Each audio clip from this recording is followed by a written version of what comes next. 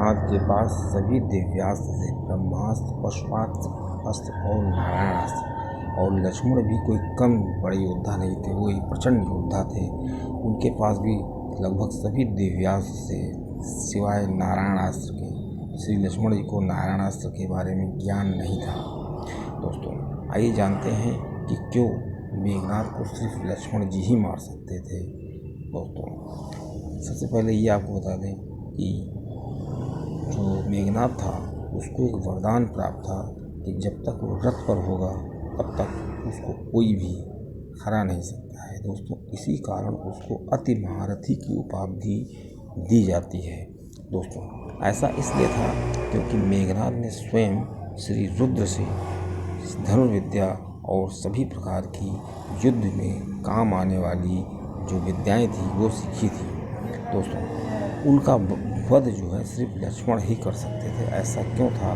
दोस्तों एक बार की बात है, अगस्त मुनि जब श्री राम के राज्याभिषेक के समय सभा में बैठे हुए थे, सभी ऋषि मुनि वहाँ पर आए थे।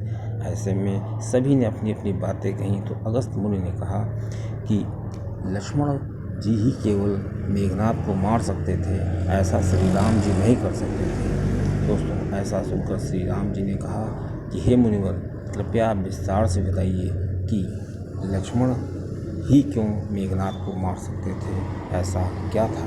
ऐसे में श्री अगस्त मुनि श्री राम जी को एक कथा बताते हैं। कहते हैं कि बहुत पहले की बात है, जब रावण काफ़ी अत्याचार मचा रहा था और उसके नाम से पूरे विश्व में कोई टिकता नहीं था। तो जब रावण का पुत्र होने वाला हुआ तो रावण ने एक ऐसी चाल चली, उसने सोचा कि मेरा पुत्र जो है मेरी ही तरह बहुत बलवान और ज्ञानी हो, इसलिए उसने सभी देवताओं को कुंडली के 11वें घर में रहने को कहा। लेकिन श्री शनिदेव नहीं माने और श्री शनिदेव 12वें भाग में आ गए।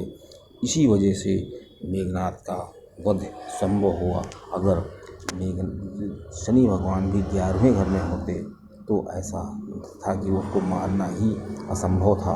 दोस्तों कहा जाता है जब मेघनाद पैदा हुआ था तो षष्ठ के सभी जो मेघ थे वो रोते हुए नाद कर रहे थे, रो रहे थे।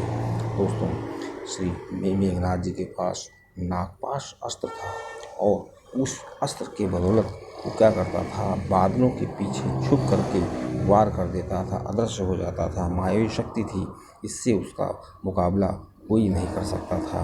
दोस्तों अब ऋषि अगस्त मुनि उसको बताते हैं कि जो मेघनाद है वो इतना ज़्यादा शक्तिशाली था कि उसको मार पाना बहुत ही संभव नहीं था। क्योंकि अगस्त मुनि कहते हैं कि एक बार जब रावण और इंद्र का युद्ध हो रहा था तो इंद्र ने रावण को बंदी बना लिया। तो जब मेघनाद को ये पता चला तो मेघनाद गया और इंद्र को बंदी बना लाया। अब इंद्र बंदी बन गए तो खलबली मच गई देवताओं में। तुरंत ब्रह्मा जी गए इंद्र के पास और कहा कि मेघनाद को छोड़ दो। तो इंद्र जी को छोड़ दो। तो मेघनाद ने कहा मैं ऐसे नहीं छोड़ूंगा, मुझे अमरता का वरदान चाहिए। तो ब्रह्मा ने कहा मैं तुमको अमर नहीं बना सकता, तुम और कोई वरदान मांग लो। तब दोस्तों मेघनाद को एक युक्ति सूझी। उसने सोचा कि हम ऐसा वर मांगते हैं जिन शर्तों को कोई पूरा न कर पाए, और ऐसा तभी होगा जब हमारी प्राण बचे रहेंगे। ऐसे में मेघनाद ने बहुत सोच समझ के इंद्र जी को ले जाने के लिए ब्रह्मा जी से कहा मुझे आप ऐसा वरदान दीजिए कि मुझे विश्व में केवल वही मार सके जो 14 वर्षों तक सोया ना हो और 14 वर्षों तक उसने स्त्री का मुंह न देखा हो और 14 वर्षों तक उसने कुछ खाया ना हो।